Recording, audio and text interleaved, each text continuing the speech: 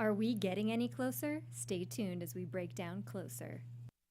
Welcome to Popcorn Talk, featuring movie discussion, news, and interviews. Popcorn Talk. We talk movies. And now, here's Popcorn Talk's Broadway Breakdown. That was the best intro I could do. It worked. Yeah. We're not that close, so you know. We aren't. We aren't. Could be getting we're a lot far away closer. at this, and this room that we're in, the table's really high too, which is exciting. Yeah, so we're far from the floor. We're not close to anything. We're not close to anything. We're floating in space. I am your host, 123 Jackie B on all platforms, here for Broadway Breakdown's Closer Breakdown, and with me is... Hi guys, you can reach me at bphipps14 on Twitter and Instagram, bphipps1214 on Snapchat, and I am also in the live chat, and we already have one person in here. I should wear my glasses. It's a movie channel. Hi, movie channel. We had to, I'm sorry that we had to reschedule from last week. Yeah, some stuff came up. We just weren't able to do it, unfortunately. But we're happy that we could be here with you guys tonight. Yes, and we're happy to do our fill-in. We'll consider this our fill-in episode from this weekend about a very depressing play. I wanted to do this play because this play, to me, kind of not epitomizes, but symbolizes what I think theater should do, which is make people think and give people some kind of gut reaction. Mm-hmm. And when I first saw this play in 2000, it was first done in 1997 in England at the Royal National Theatre. When I saw it, it was in DC in 2000 after the 1999 Broadway opening. And of course, I saw like a different local DC cast. And I just remember thinking, there were scenes that I laughed at. Patrick Marber was a stand-up comedian before he started writing plays, so he has a good sense of humor, but it made me angry. I was like, I hate all these people. I hate what they're doing. Even the redeemable ones at some point, you just want to shake them. Right. And then it's funny because Julia Roberts, who eventually was in the movie, had the same reaction. I love that they changed. I know it's getting ahead of ourselves, but I love that they changed the line that he writes in the like chat room or whatever it is, the instant messenger, when he says that she has a big mouth. Oh yeah, because it's Julia Roberts. Right, exactly. Well, let's get into the internet thing, because that's like one of the hugest scenes, and that's one of the most lasting scenes to me that I remember. It was the first scene, because I've never seen the show performed, but I read the script and I've seen the film. But in both instances, it's the scene that like you're like, what? Yes, yeah. You're like, what? Where did this come from? Why is he all of a sudden like talking to a man? At first, I was like, wait, is he secretly gay? Like, what has happened? Like, that was what was going through my head as I watched the scene or read the scene, I guess, for the first time. I thought that they were going to make Dan secretly gay. Oh, and then did you watch the movie before you read it? No, I read the script first and then watched the film. Did it make more sense when you watched the film? I feel like watching it kind of makes more sense. Yeah, some scenes, because it doesn't read necessarily, certain scenes don't read super easy. Yeah. It's very stagnant, back and forth.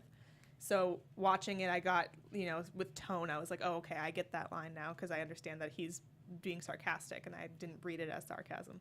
And I didn't realize until I actually looked at the script that there's not, at least in the version of the script that I have, there's not a lot of stage direction. Mm-mm. So there's nothing to give you the kind of imagination of what's happening if there's like chomps an apple or something. Like right, like exactly. And so there's nothing to give you kind of where these people are in space, which I do realize like the dialogue doesn't necessarily do. The jumping is like when you're reading it, the time jumps are weird, because it's all of a sudden, now we're 2 years later, now we're 6 months later, now it's 1 year. I'm like, whoa, we are jumping and again, all over that's the place. Like when you see the film or watch it on stage, you can tell, because the characters have different haircuts, or there's a little line in here and there that makes it I will say that once Natalie Portman's hair has that short brown bob, it's harder to tell how much time has passed, right, because it kind of stays.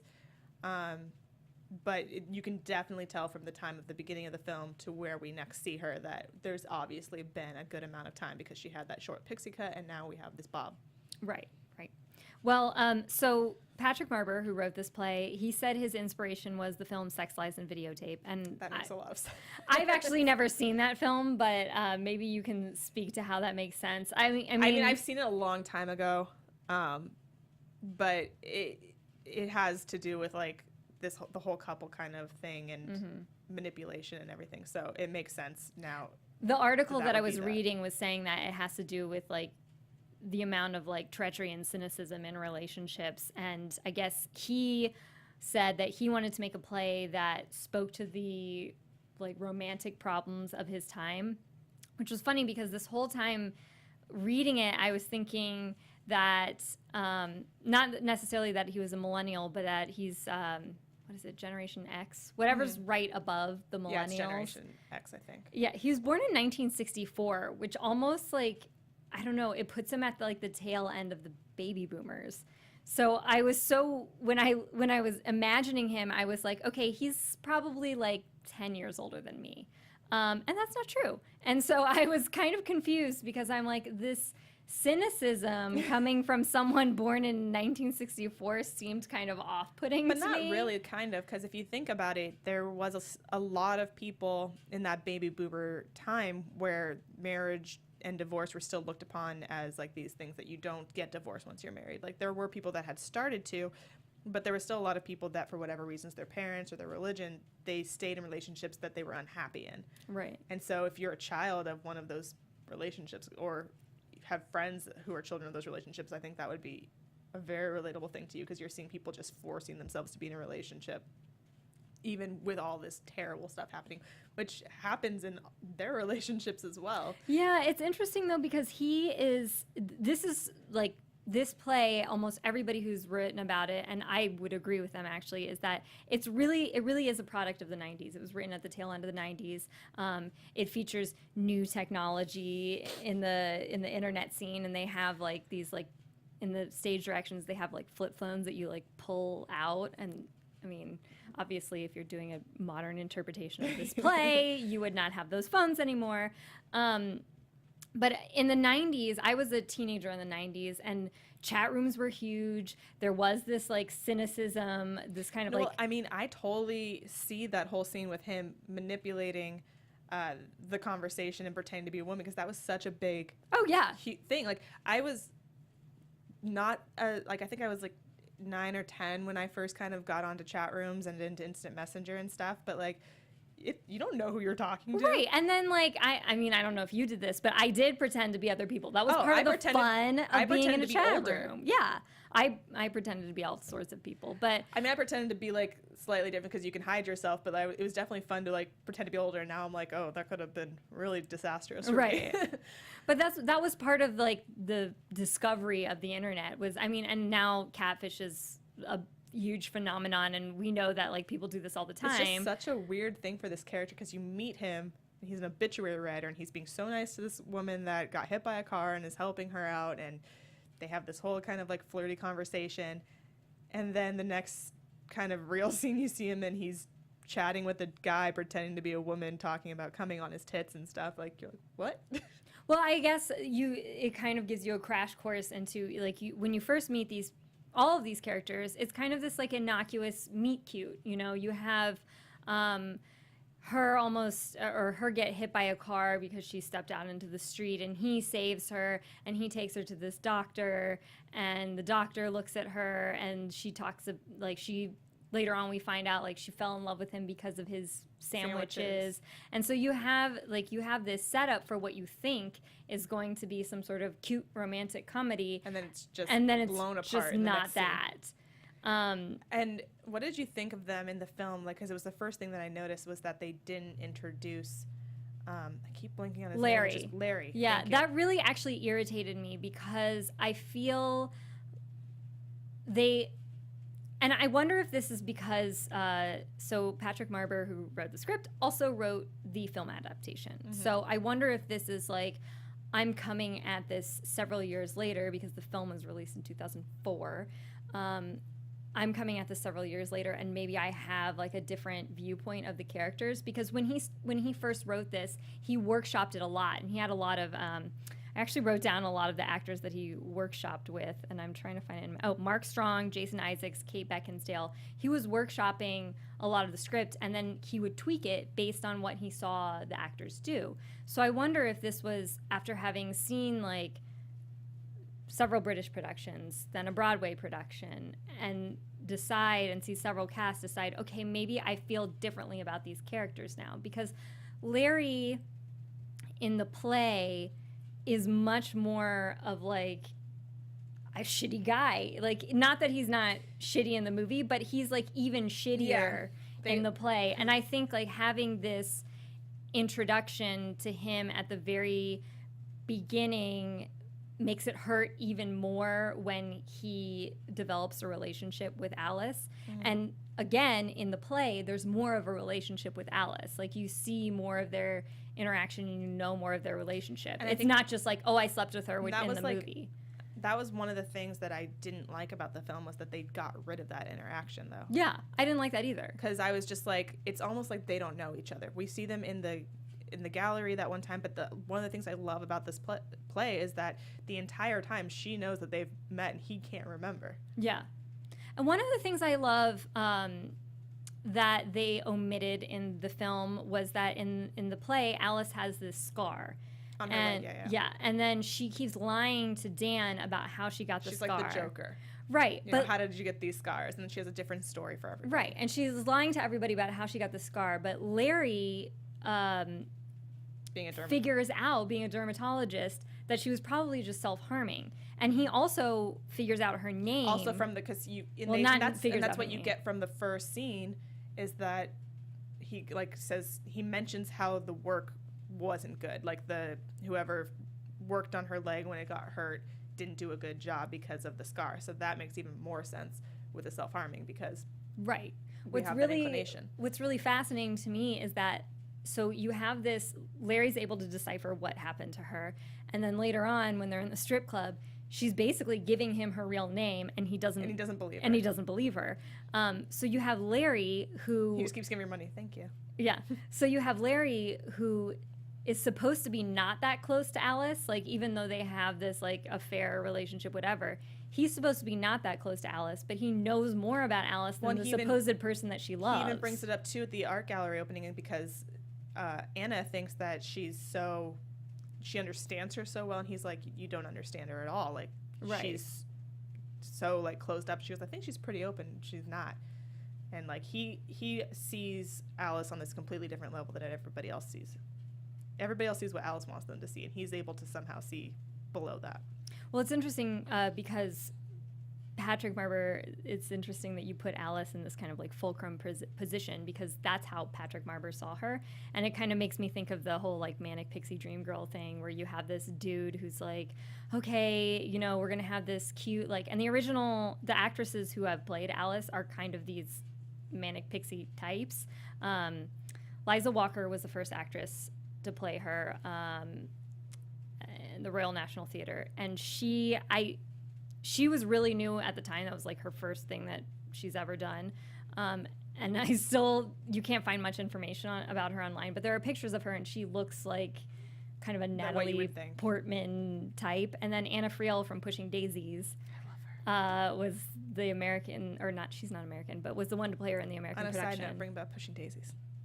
I said, on a side note, bring back Pushing Daisies. Oh my Daisies. gosh, if there was a musical of Pushing Daisies done, they're already, like, itself was already kind of musical. Yeah, it was a musical. It would be amazing. A little rant on my Pushing Daisies thing. Right. We want a Pushing Daisies musical, but that's not the point. / bring it back to television. Right. And then, you know, you have Natalie Portman, who's another manic pixie dream girl type. And what bugs me a little bit about this play, when I first saw it and still now, is that the female characters are a little bit like, Alice is a little bit like archetypal. She's a manic pixie dream girl. And then you have Anna do these things like cheat on both Dan and Larry. And we already know that they've cheated on people as well, or in the, you know, in certain various scenes. But then their reactions to her cheating are so like... Well, is Larry not... Like, Larry, I feel like, is the only one that didn't cheat. No, he did. He slept with there's that one scene where he says to Anna, I slept with a prostitute and I feel like you're going to leave me. That's right. I was forgetting that I was. And then she turns around. So before that scene, yeah, correct. Yeah. Correct. And then she turns around and says, I slept with Dan. And then. And it was worse because she'd been sleeping with Dan for a year. Well, it doesn't even matter. It's like they both cheated and he turns around and says the nastiest things to her. And so I feel like this play is a little bit, and I think Patrick Marber. I mean, they're all kind of nasty to each other. Like, they're all supposed to love each other, but yet they're all kind of horrible to each other. Yeah, but this play is also, like, there's a level of, like, male fantasies playing out in this play because we have that in the chat room, we have that in the strip club. We have that with the divorce papers. Right, with the mercy fuck or whatever it is. So you have this, like, male fantasies playing out, and the females kind of at certain points become plot devices. Yeah. It's like we don't care what they feel, we don't care what they think. But I do like that it says in the play and addresses it that we have Anna and Alice together talking about how men are. Oh, and how yeah. they're all the same, and then you have Dan and Larry talking about how women are and how they're all so cold and right. And like it's interesting to get kind of both people's perception. Right. Of just like this is what the other sex is. There's no gray area. Right. And I think, I mean, I do know that, you know, Patrick Marber throws these lines in here and there to try and make you self-aware of the fact that the women aren't as developed as they could be. And that conversation is the one with Anna and Alice. And the other one is the one where Alice says, men want a girl who looks like a boy. They want to protect her. But she must be a savior and she must come like a train, but with elegance. So it's like there is this self-awareness in the play that these characters are kind of standing or like for archetypes. I would almost argue too that the line where she says that lying is the only fun a woman, or is the most fun a woman can have without taking off her clothes. Like, I would say I would lump that in with those two too. Like, of yeah. underdevelopment. Like, you can have plenty of fun without lying or taking off your clothes. So we have other characters. So Clive Owen originally played Dan. Which I think is so fun for him to like experience both characters. Yeah, and it's interesting to me because when I saw Larry, it was played by a much older man. Well, they allude, they take it out of the movie, but in the play they state multiple times that he is older. Right, and I feel like they wanted Clive Owen, so they took that out. Right, exactly. I mean, Clive Owen is older than Jude Law. Right, at least I think he was older than Jude Law at the time. I mean, my perception of watching the film is Jude Law's more like early 30s, and I got early 40s. Right, it's not like this big age disparity that you see. But I also got like 19 from Natalie Portman. Right, I know. I'm gonna butcher this name. Kieran Hines, the guy who played Mance Rayder in Game of Thrones. He's been in a whole bunch of he's an actor who's been in like all kinds of things. But most notably Mance Rayder in Game of Thrones because that's a juggernaut, and I'm assuming you guys have seen that. So he played him in the U.S. version, the British version, and then obviously Clive Owen played Larry in the movie. Rupert Graves played Dan in the Broadway show, and then Jude Law in the movie. And then Anna was played by Sally Dexter, then Natasha Richardson, and the Broadway version, and then Julia Roberts. And to look at them, they all kind of have this similar look. And you could tell that the casting has to start getting very specific because Patrick Marber was forming his script around these characters. I mean, they already had to change a couple looks things for the film because he specifically says it in the script, and they changed it because their looks are slightly different in the film. Some of them, like the age thing, like switching the commentary on Anna to Big Mouth and right. Whatever. One of the most interesting things to me about this play coming out of the 90s is that the 90s is always thought of as the me generation, and that's always how millennials are tagged, which bugs the crap out of me because I don't buy into any of that. It's funny, I feel like it's an older person's version of the me generation, and then when I found out that Patrick Marber was 1964, I was like, this is another one of those older people trying to categorize the 90s. So that internet scene, not to get back to it, but to get back to it. I mean, it's such an intense. It's such an intense thing. That's the first time we see these this like anger come out of both of the men in their fantasy ways. But it's also like, imagine when I saw this, I saw it in a black box theater. It was theater in the round. So you're literally close to the actors. And you're not expecting that the next scene is going to be like two dudes almost wanking on the internet. Like, it was very shocking.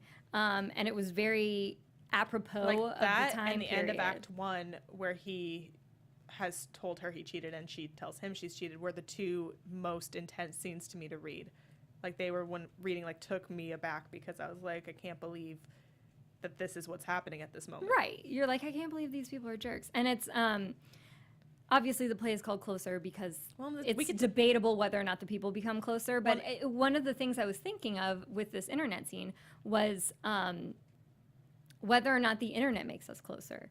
Because we have, like, you know, we go online, and I do this too, you know, you fight with people on Twitter who don't agree with you, and... I stay away from all that. I know, I do. I do politically fight with people on Twitter that don't agree with me. I'm sorry.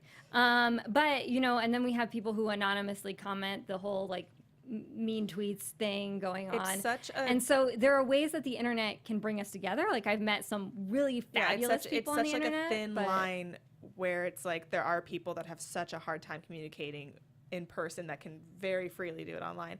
But there's still, like you said, with the fighting, you know, I'm a firm believer that you'll never sway anyone's mind via the internet on any kind of opinion. Like, that has to happen in person. Like, I feel like there's certain things you just can't get close to with the internet. You can't be in that level. Right. And so it's interesting because it's this concept of, does the internet really make us closer or not? Or separated. And they did a version of this play in London in 2015, and I can't remember this actor's name, and it's somewhere in the script, but that's him. He's like, but this guy, seriously, he's like the bad guy in like every movie, and I'll tweet out his name later because I'm trying to scan down the article, and I don't want to do that to you guys. But basically, this article says that the themes are still the same. The themes are still relevant today with like whether or not we're becoming closer in our relationships or not. And I do think the internet kind of affects that. It can be helpful in some ways. And like we both found our significant others on the internet. So yeah, I mean, I think there's pros and cons, but I don't think you can live your whole life on the internet. No. I think that's where the line is drawn. Is there people that try to live their entire lives via the social media, and that's not living your like a full life. Right. Well, okay, so moving from that, one of the themes here is intimacy. Mm-hmm. So we have these characters doing these very like intimate acts, but they're not actually getting to know each other. Like you have Dan and Alice at the end of the play celebrating their 4-year relationship, but he doesn't actually know her real name, and she's hiding her passport from him, and he doesn't know how she really got her scars. And the same thing, like she thinks that she knows this guy, but he is so many different people at so many different times. Right. And it really bothers me, like, one of the main things that bothers me in this play is the way people throw love around like it's, like, poker chips. They're like, I love you, I love you, I love you. I'm like, you don't love each other. You're all jerks. Like, I hate the fact that he's just like, the first time we see him, he has a girlfriend. And the next time we see him, he's with Natalie Portman. So we know that something had happened, whether how long it happened, for how long it happened, but he had cheated on his girlfriend with Natalie Portman's character, with Alice. And then the second time we see him, he's with Alice, but we don't see them together, and he's kissing another woman. And we're like, every time we see this guy, he's with somebody, like, wanting somebody else. He wants what he can't have, and he's saying he's in love with all of them, and he just met her. Right. Like, he doesn't know her. And I mean, to a certain extent, the same thing with Larry. I mean, he ends up with another woman in the end of the play. And, you know, Anna had made this comment about, my other husband left me for a younger woman, and then Larry, who was her husband, leaves her for a younger woman. And the two things that I mean, one of the biggest scenes that I hated missing in the film was the scene where Alice kind of construes it to be Larry and Anna meeting up together when she's with Larry and she wants the negatives back from Anna, and they causes them to realize that she's sleeping with Larry. Like, they got rid of some of the manipulation, I guess. Yeah, they did. The film. I mean, I missed that. The film is less cynical because you have, in the end, you have Larry and Anna together, but they're not in love with each other. Yeah, it's like, or he might be in love with her, but they paint Anna in the more negative light than Larry in the film. Right. Because he kind of just seems like, yeah, he cheated on her once, but he's been a pretty good guy for the rest of the time, and he still wants her back in the end, even after she did all that, and she's still not happy with him. But like you said in the play, you get him with another girl. Like, they didn't end up together because they didn't work, because some things you can't move past. Right. That was the other thing. It's like this play, you have all these people doing these terrible things to each other, and they keep moving past them and keep moving past them. And even Larry has some line where he's like, talks about the importance of forgiveness. But it's like, where but do then we... he said he can't forgive him at the end. Yeah, it's like, where do we draw the line? Where do we draw the line? I do like in the movie, though, that Alice is not dead, that she doesn't die. Because I always hate that. It's like you throw a Manic Pixie Dream Girl character in there and then kill her off because she's just a And it was so random. footnote. Like, she leaves him, and then the next thing we hear is, like, she died. But Right. we don't know how. I assumed she killed herself. Like, that was my first assumption because of her already harming herself. But we really don't know. Maybe she walked down from another car. I don't know. And then he's just crying. I assumed it was a car accident, but then it's like, I don't even know if that's in the They're all script. meeting at the wall. It was just kind of like this kind of weird, we're all going to come back together for this ending and talk about Alice and how she wasn't really Alice and Yeah. cry about it. Oh, I have the line here. Without forgiveness, we are savages. But then Larry can't forgive him. But he also calls himself a caveman, so he realizes he's a savage.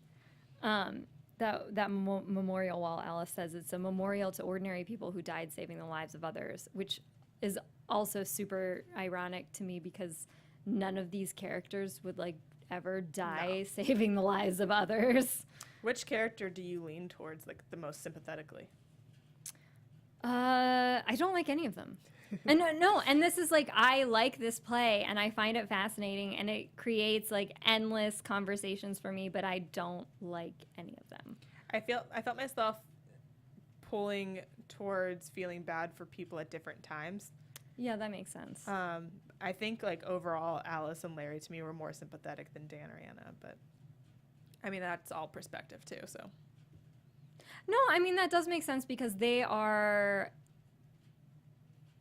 sort of the cuckolded characters, I would say. Like they're the ones who have been routinely cheated on.